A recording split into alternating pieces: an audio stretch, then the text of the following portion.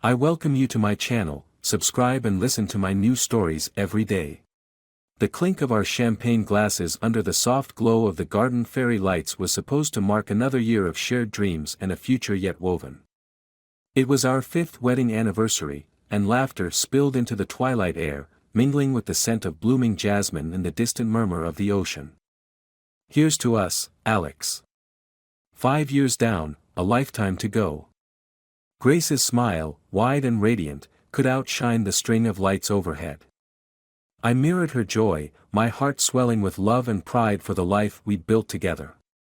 That evening, we decided to celebrate with a playful twist, echoing the freedom and fun of our last nights before we were married.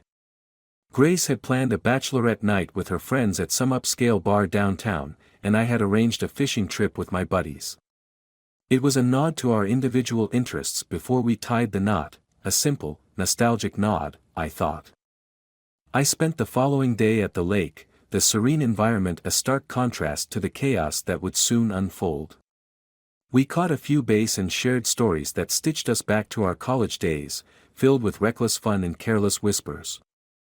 The sunset painted the sky in hues of orange and pink as we packed up, the tranquility of the day settling deep within me. Upon returning, I dropped by O'Malley's to grab a beer and unwind. The rustic bar was buzzing with the usual weekend crowd, its walls echoing with laughter and rock music. As I settled into the dimly lit corner with my drink, my phone buzzed, a message from a number I didn't recognize. "Hey, thought you should see this." The message was clipped, urgent, and accompanied by a video that made my hand tremble as I hit play. There she was, Grace. But this wasn't the Grace I knew.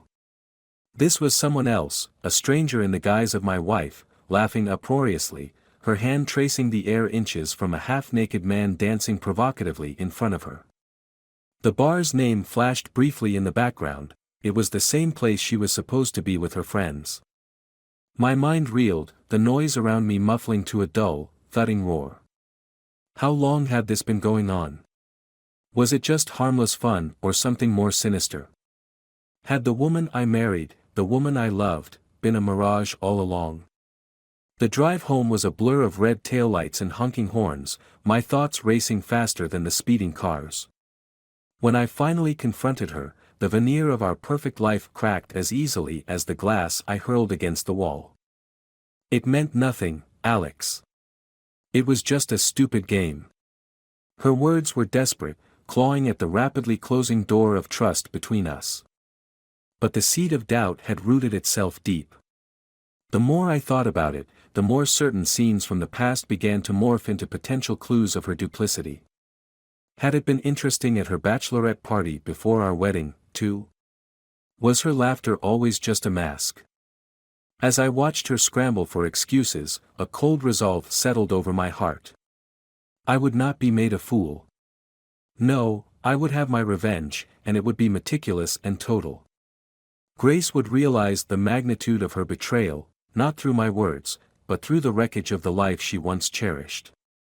As I walked away from her pleading, the pieces of our shattered anniversary glass crunched underfoot, a bitter reminder of a celebration turned epitaph. This wasn't just the end of our marriage, it was the beginning of her undoing. The days following the confrontation were a calculated performance. I moved through our shared home like a ghost, my interactions with Grace minimal and mechanical. Every smile she offered, every word she spoke, now felt like another layer of deceit I was desperate to peel away. Grace, for her part, seemed determined to mend what she had broken.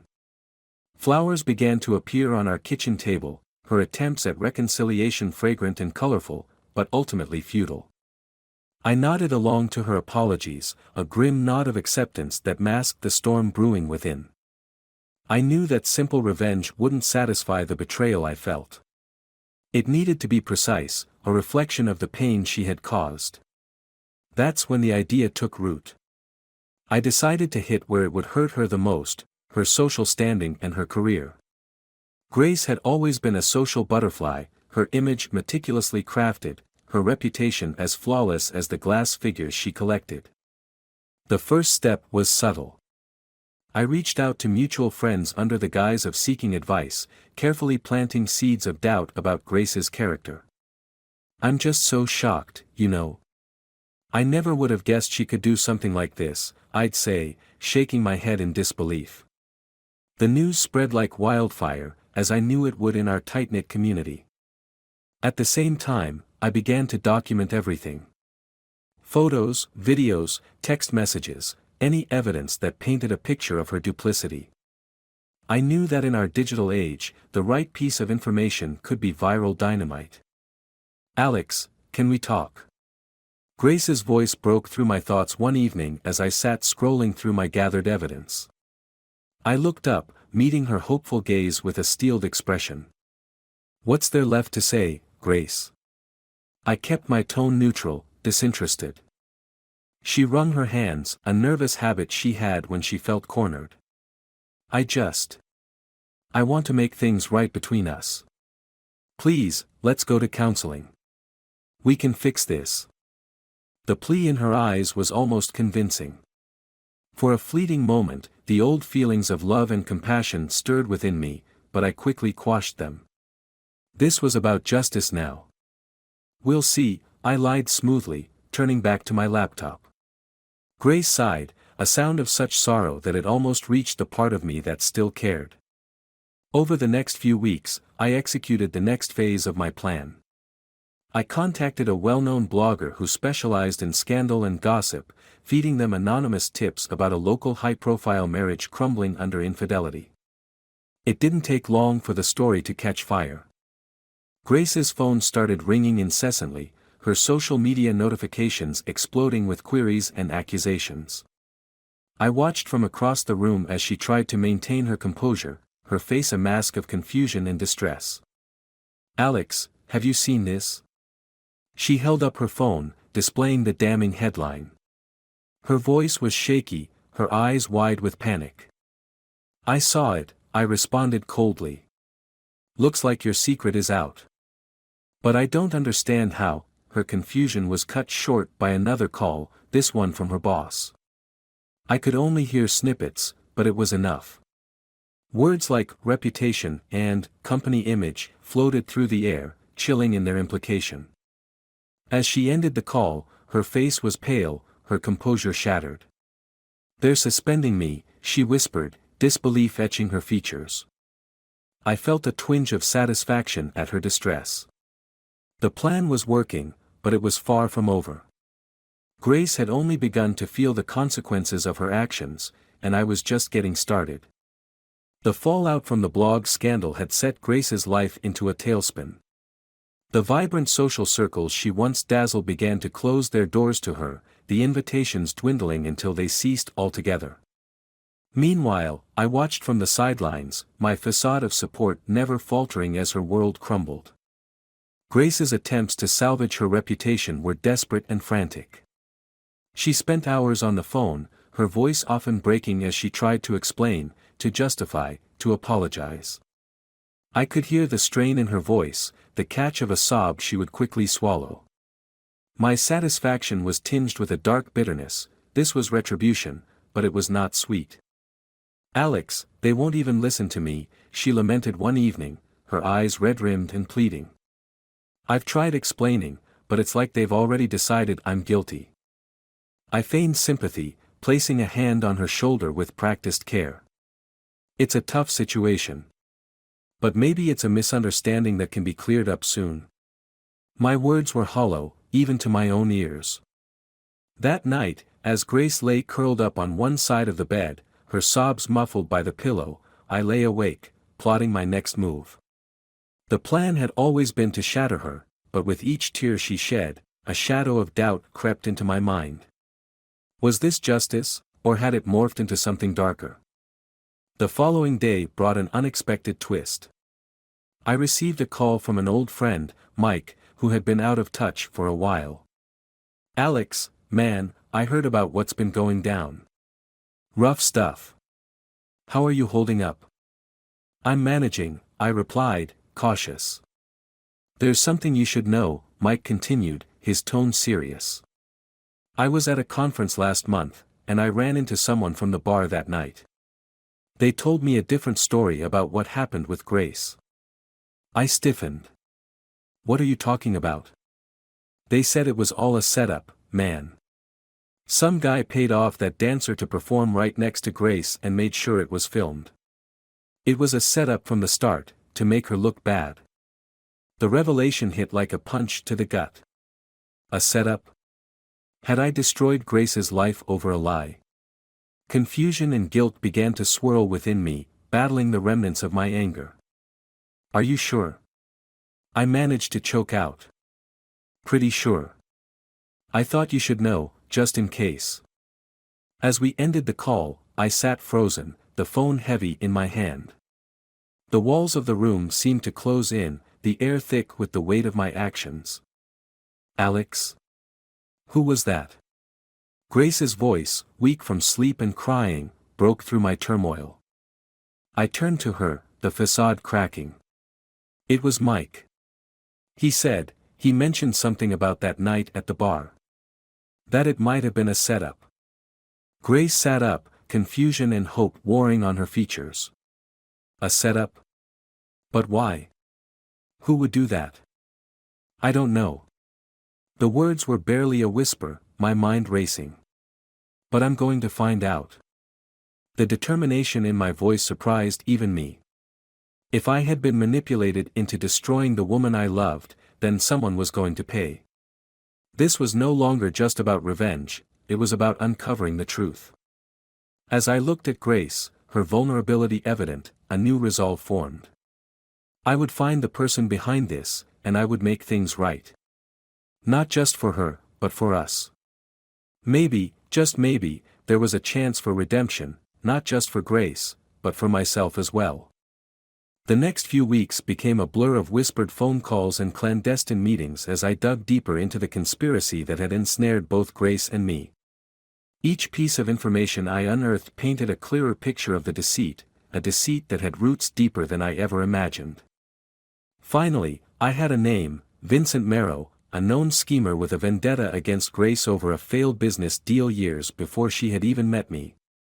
My rage grew with every bit of dirt I dug up on him, and with it grew a sinister plan of retribution that matched the darkness of my fury. Grace watched me transform, her fear evident as the man she once knew was consumed by vengeance. Alex, what are you going to do? Her voice trembled, her eyes wide as she confronted me in our dimly lit living room. What's necessary, I replied, my voice cold, devoid of the warmth she once loved.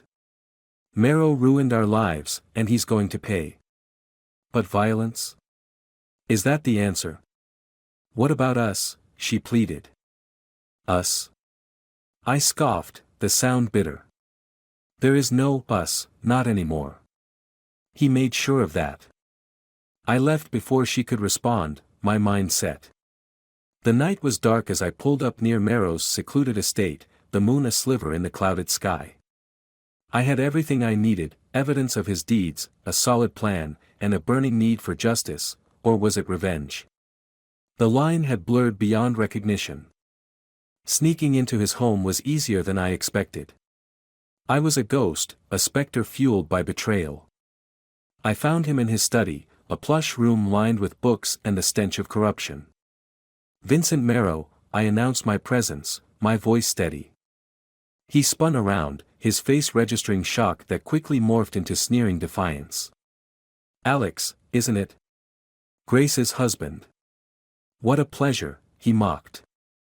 This ends tonight, I said, stepping closer, the evidence clutched in my hand. Merrow laughed, a sound that echoed off the walls. You think you can scare me? What will you do, kill me? Go ahead. You'll just be proving you're no better than me. I paused, his words a jarring gash in my resolve. My grip tightened, not on a weapon, but on the damning photos and emails that could ruin him publicly. No, I won't kill you. I'll do something far worse. I'll watch you fall from grace, watch as everyone you know turns their back on you. His face fell as he realized the extent of my plan. You can't. I can and I will. I cut him off, dropping the evidence on his desk. And when you're left with nothing, remember it was your own actions that brought you here. Leaving Marrow to his fate, I stepped out into the chill of the night, the weight of my actions settling around me like a cloak. I had won, but the victory was hollow. The drive home was long and silent, the events of the night replaying in my mind over and over. When I arrived, the house was dark, Grace's silhouette visible through the window. I entered, finding her sitting silently in the dark, a suitcase by her side. "Grace, I'm leaving, Alex." Her voice was firm, resolved. "What you did tonight, what we've become. I can't be a part of this. Not anymore."